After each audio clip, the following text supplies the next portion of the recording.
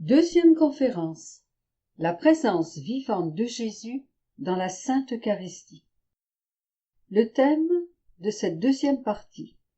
La présence vivante de Jésus dans la très sainte Eucharistie, la présence de son corps vivant. Nous allons nous appuyer sur un passage de l'Évangile de Saint Luc, 24, 36-43. Tandis qu'il disait cela, lui se tint au milieu d'eux et leur dit : Paix à vous. Saisis de frayeur et de crainte, ils pensaient voir un esprit. Mais il leur dit : Pourquoi tout ce trouble ? Et pourquoi des doutes montent-ils en votre cœur ? Voyez mes mains et mes pieds, c'est bien moi. Palpez-moi et rendez-vous compte qu'un esprit n'a ni chair ni os, comme vous voyez que j'en ai. Ayant dit cela, il leur montra ses mains et ses pieds. Et comme, dans leur joie, ils ne croyaient pas encore, et demeuraient saisis d'étonnement, il leur dit : Avez-vous ici quelque chose à manger ? Ils lui présentèrent un morceau de poisson grillé. Il le prit et le mangea devant eux. C'est la troisième apparition de Jésus après sa résurrection.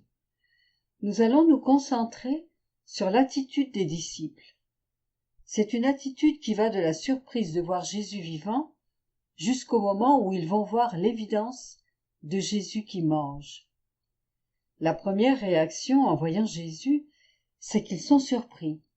Ils pensaient voir un fantôme, un esprit, quelque chose qui n'a pas de corps.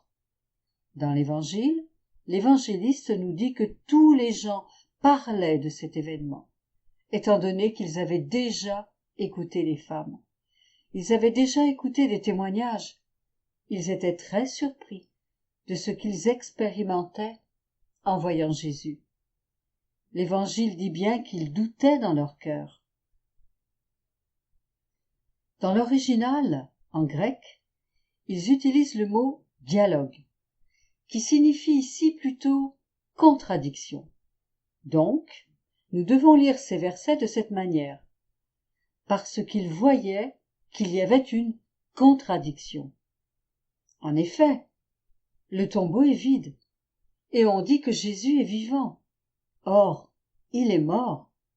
Ils l'ont fait mourir sur la croix. Il y a donc une contradiction. Comment peut-on voir un mort et en même temps le voir vivant ?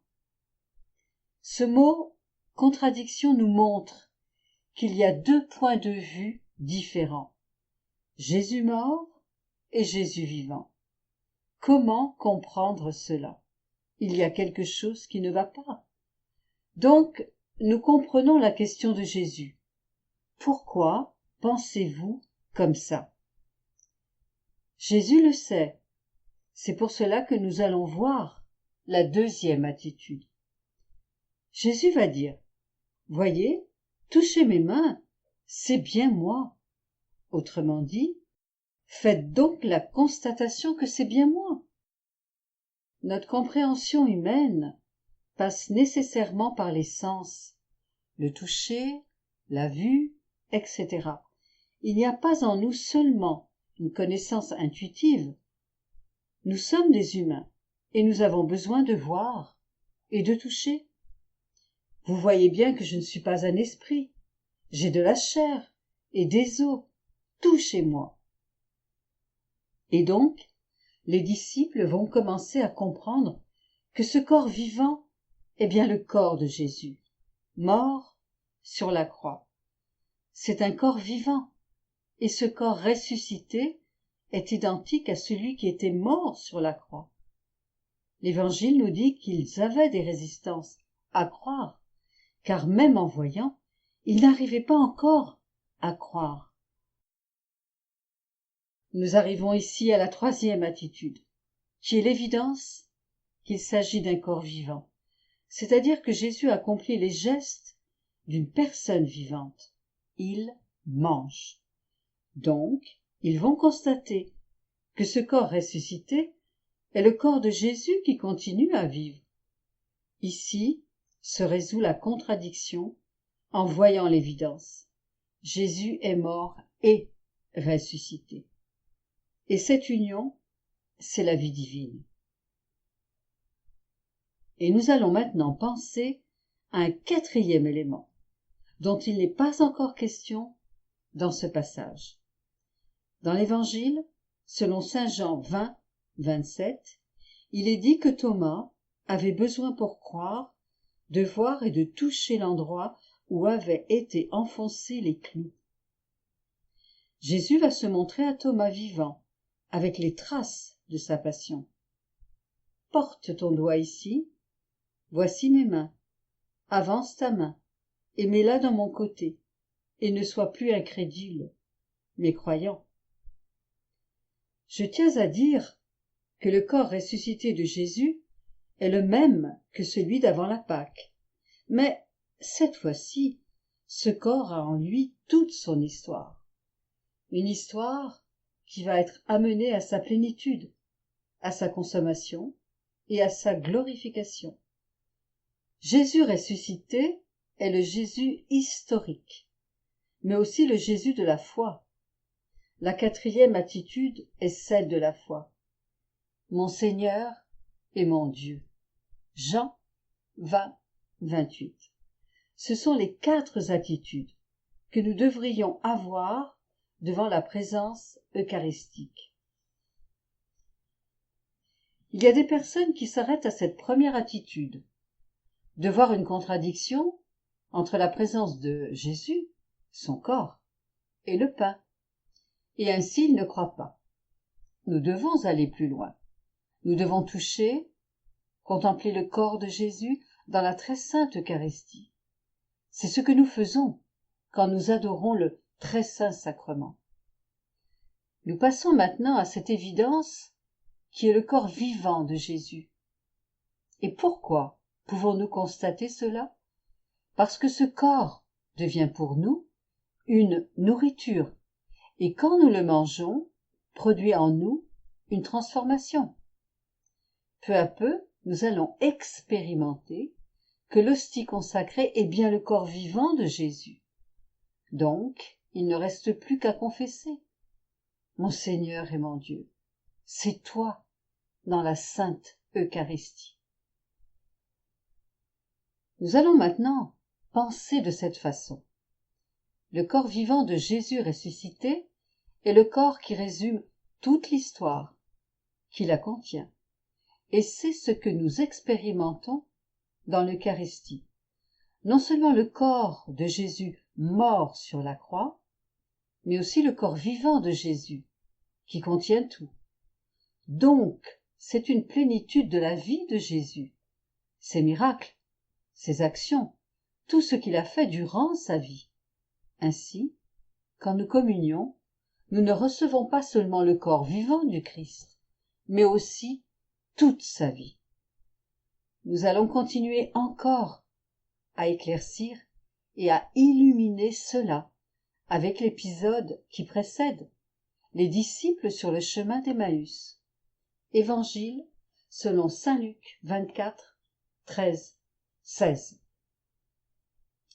Et voici que, ce même jour, 2 d'entre eux faisaient route vers un village du nom d'Emmaüs, distant de Jérusalem de 60 stades, et ils conversaient entre eux de tout ce qui était arrivé.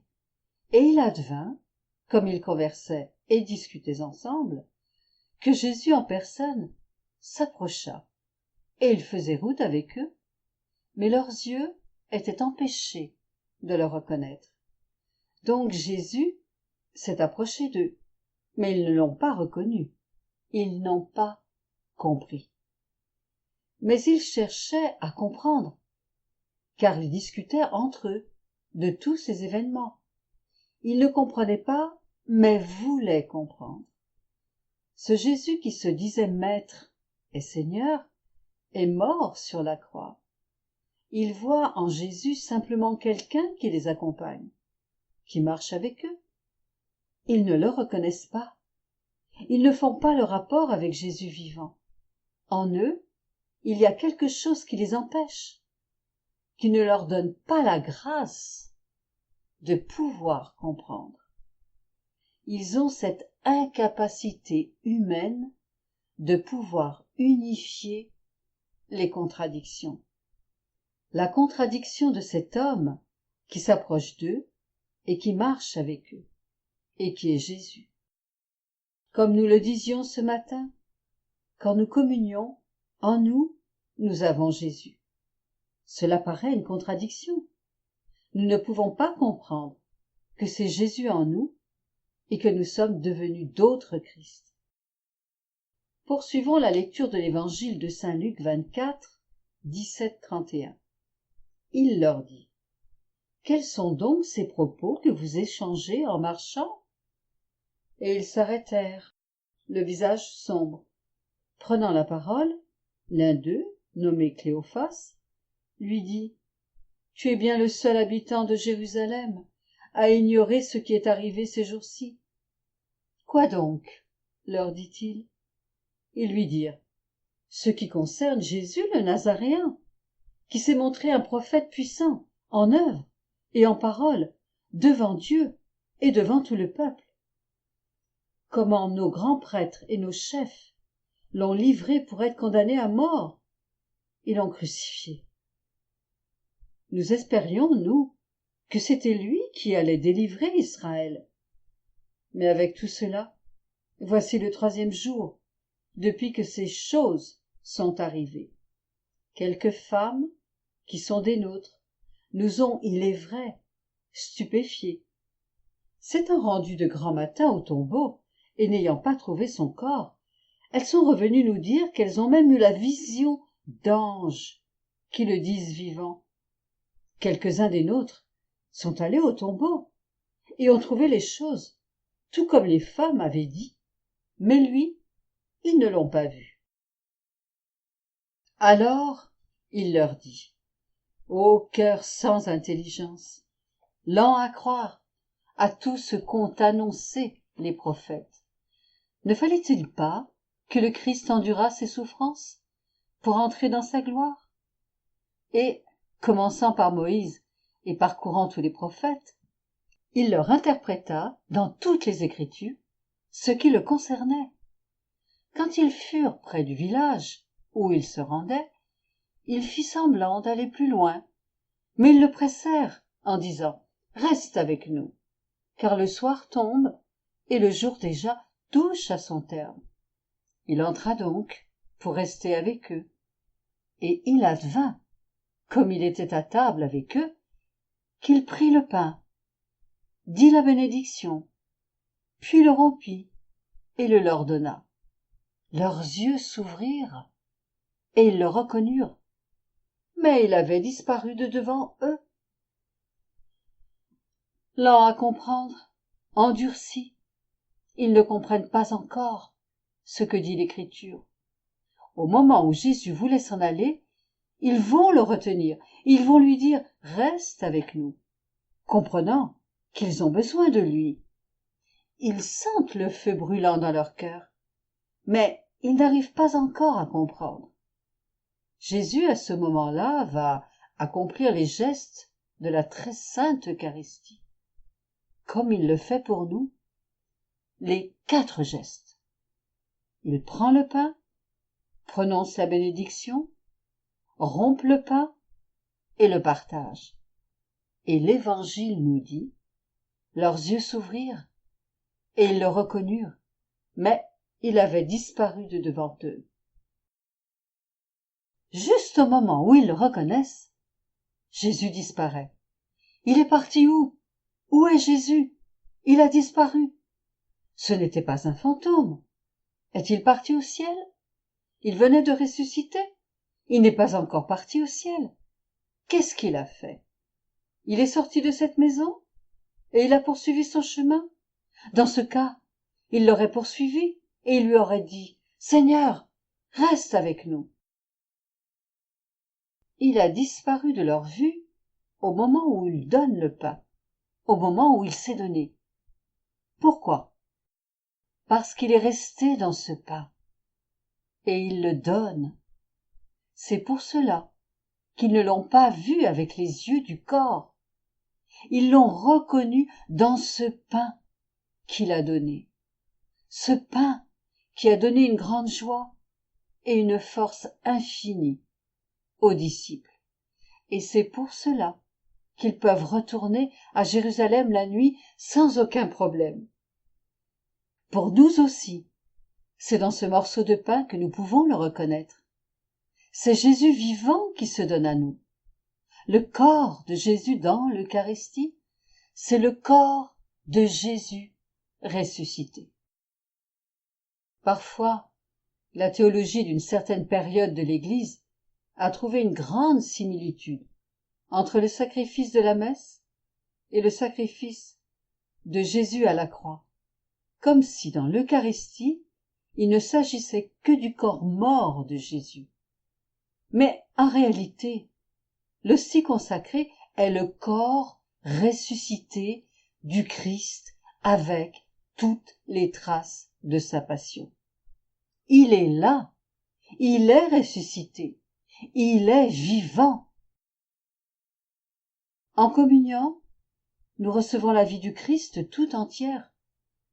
Nous recevons sa résurrection, sa mort, sa passion et tous les actes qu'il a accomplis dans sa vie. Le corps du Christ, dans l'Eucharistie, c'est un corps vivant qui nous donne la vie. Ce n'est pas un corps mort. L'évangile de Saint Jean 6, 54, le dit clairement. Qui mange ma chair et boit mon sang a la vie éternelle, et je le ressusciterai au dernier jour.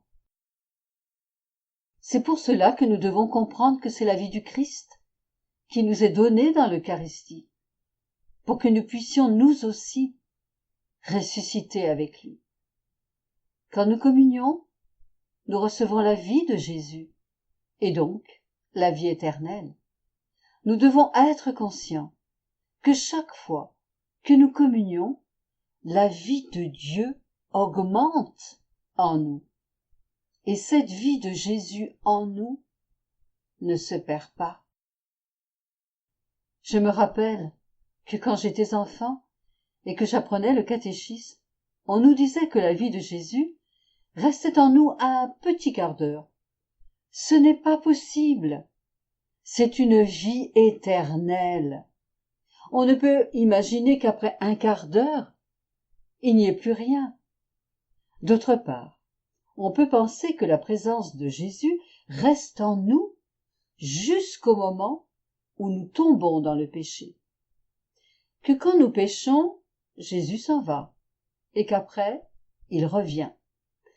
La vie de Jésus ne se perd pas, mais le péché nous fait vivre dans cette contradiction. C'est comme si Jésus est là, mais que nous l'enfermons dans une prison, dans notre cœur, et que nous l'empêchons de vivre. Mais la présence de Jésus est toujours là. Nous allons maintenant lire un passage du volume 1 de Louisa. Nous sommes au début de son expérience. Jésus lui fait comprendre que la chose la plus consolante pour un chrétien est sa présence dans le Saint-Sacrement et la résurrection à venir de nos corps à la gloire. C'est le mystère le plus célébré et le plus sublime de notre religion. Dans le sacrement de l'Eucharistie, Jésus nous fait toucher de la main, et de plusieurs façons, ce grand mystère. En premier lieu, sa résurrection, et en deuxième lieu, son état d'anéantissement sous les espèces, mais dans lesquelles il est vraiment vivant. Une des premières paroles de Louisa à propos de l'Eucharistie est que celle-ci est la présence de Jésus ressuscité, de Jésus vivant. C'est une présence qui vivifie. Louisa dit, Jésus, dans le Saint-Sacrement, nous rappelle la résurrection de nos corps à la gloire. Elle va faire une comparaison entre la présence de Jésus dans l'Eucharistie, qui vivifie l'Eucharistie, et la façon dont l'Eucharistie va nous vivifier pour la vie éternelle. La présence de Jésus est une présence vivante qui donne vie éternelle. C'est pour cela que nous pouvons dire que chaque fois que nous recevons la communion, nous augmentons en nous notre vie éternelle. Ceci est un des premiers enseignements de Louisa à propos de l'Eucharistie et de la Sainte Messe. Mais il y a encore plus de choses dans le volume 1, Livre du ciel, page 26. Louisa va partager tout ce qui s'est passé en elle pendant son enfance. Par exemple, elle va parler de sa première communion, de la première fois qu'elle a reçu Jésus. À partir de ce moment-là, c'est devenu pour elle sa passion prédominante. Recevoir Jésus dans la très sainte Eucharistie. Elle vivra dans l'Eucharistie une relation très intime avec son Seigneur. Un peu plus tard, quand elle est adolescente, Jésus va lui donner un autre enseignement. Quand elle devait aller à la campagne en été, elle souffrait beaucoup de ne pas pouvoir communier, parce que, dans ce village, l'église était éloignée de plusieurs kilomètres. Comme l'Eucharistie était pour elle sa passion prédominante, en être privée pendant plusieurs mois était pour elle une grande souffrance. Mais Jésus va l'enseigner. Il va aller beaucoup plus loin avec elle et lui montrer qu'il n'est pas seulement présent dans l'Eucharistie. Il va lui montrer comment elle peut aller plus loin quand elle ne peut pas le recevoir matériellement. Il va lui dire, Livre du ciel, tome 1, page 26, chapitre 2. Sache que je continue de revivre et de souffrir tout ce que j'ai souffert pendant les 33 années de ma vie mortelle. Cela contient tout ce que nous venons de dire.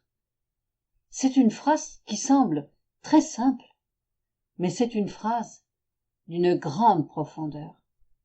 Jésus va nous enseigner que dans l'Eucharistie, il n'y a pas seulement son corps et son sang, son âme et sa divinité, ou seulement sa passion, mais beaucoup plus.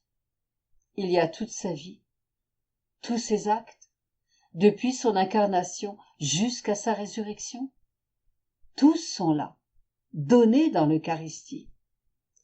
Et qu'est-ce que nous pouvons faire devant une telle réalité? Tout ce que j'ai fait durant ces 33 années, je continue à le faire dans le sacrement de l'autel. Jésus est donc là, dans l'acte de l'incarnation et de la rédemption pour nous sauver, et faire réparation à Dieu notre Père pour tout. Dans la Sainte Hostie consacrée, Jésus est présent durant les 9 mois qu'il a vécu dans le sein de sa mère. Il est aussi présent avec tout ce qu'il a fait durant sa vie, c'est-à-dire avec ses prières, ses souffrances, ses actes, ses paroles, sa vie cachée, sa vie publique, sa passion, sa mort et sa résurrection. Jésus dit, Livre du ciel, tome 1, page 26, chapitre 4. Je veux que tu me visites 33 fois par jour, pour honorer les années que mon humanité a vécues sur la terre, pour toi et pour tous. Joins-toi à mon sacrement d'amour, gardant toujours en mémoire mes intentions pour l'expiation, la réparation, l'adoration et l'immolation. Tu feras ces 33 visites en tout temps, à chaque jour, et où tu seras. Chaque matin, ta première pensée sera pour moi, prisonnier d'amour. Ici, il ne parle pas simplement d'une visite corporelle, mais de le visiter intérieurement avec l'intention, l'âme et la volonté de le rencontrer pendant toute la journée. C'est important de comprendre chaque phrase. Visiter Jésus 33 fois par jour ne veut pas dire qu'il faut compter réellement jusqu'à 33. C'est symbolique. Nous devons avoir l'intention, plusieurs fois par jour, de nous unir à toute la vie de Jésus, à ses 33 années de vie. Jésus dit, « Il faut honorer toutes mes années, pas seulement le moment de ma mort à la croix. » Il n'y a pas seulement la mort de Jésus dans la très sainte Eucharistie, mais aussi tous ses actes. Si nous ne nous unissons pas à toute sa vie, nous ne pourrons pas nous unir entièrement à lui et recevoir toutes ses grâces, ni tous ses biens. Nous recevons dans la mesure où nous désirons recevoir et avons les connaissances. Par exemple, celui qui ne veut recevoir qu'un peu d'aide dans ses souffrances ne va recevoir que ce peu. Mais si la personne veut recevoir la vie divine dans tous les actes de la journée, elle va recevoir cela. C'est pour cela que Jésus veut nous faire connaître de plus en plus de choses, pour que nous puissions recevoir plus. Jésus a agi comme cela avec Louisa, petit à petit. Il va lui donner des enseignements pour qu'elle puisse avancer et arriver à ses connaissances. Nous continuons avec la phrase suivante. Non seulement visiter Jésus et honorer ses 33 années, mais s'unir à lui dans le sacrement. Donc, au moment où Louisa ne pouvait pas communier sacramentellement, elle pouvait s'unir profondément à Jésus et dire « Jésus, je m'unis à toi dans le sacrement et à tes 33 années de vie sur la terre. » Et encore plus dans la phrase suivante, avec les mêmes intentions de Jésus. Quelles sont les intentions de Jésus dans le très saint sacrement et dans toute sa vie? La réparation de nos péchés et de ceux de toute l'humanité. Donc, il nous faut nous unir aux réparations de Jésus pour nous, mais nous unir aussi à notre Seigneur et à son intention de réparation pour les péchés de toute l'humanité. Jésus a fait réparation pour nos péchés. Nous pouvons nous unir à cela, mais aussi pour les péchés de tout le monde. Quelle autre intention a Jésus? L'adoration de Dieu le Père, de la divinité. L'amour, le remerciement, tout ce que nous devons donner à Dieu, pour nous et pour tous. Jésus a enseigné tout cela à Louisa, depuis son adolescence. C'est comme cela que Louisa a commencé à vivre une relation très intime avec Jésus dans la très sainte Eucharistie. Même quand parfois elle ne pouvait pas communier, elle avait déjà cette relation avec Jésus. Dans sa vie de tous les jours, elle s'unissait à Jésus et à la vie eucharistique de Jésus. Donc, la première pensée que nous devons avoir dès la matinée, c'est de voler par amour vers le tabernacle de Jésus. Et notre dernière pensée de la journée, c'est encore de visiter Jésus. Mais comment allons-nous faire pendant que nous dormons? Devons-nous nous réveiller à chaque fois pour faire cet acte? Non, il suffit d'en avoir l'intention avant de dormir. Jésus, je veux rester unie à toi toute la nuit pendant que je dors. C'est très important de voir les choses dans la divine volonté, l'intention que nous avons. Il nous faut rester unis à Jésus avant et après les repas, au début de chaque action, en se promenant, en travaillant, en tout. Et ça, c'est vivre la vie eucharistique de Jésus. C'est Jésus qui fait sa vie en nous. Texte du tome 1, Livre du ciel, page 26, chapitre 4. Pour me retourner l'amour infini que j'ai pour les créatures, je veux que tu me visites 33 fois par jour, pour honorer les années que mon humanité a vécues sur la terre pour toi et pour tous.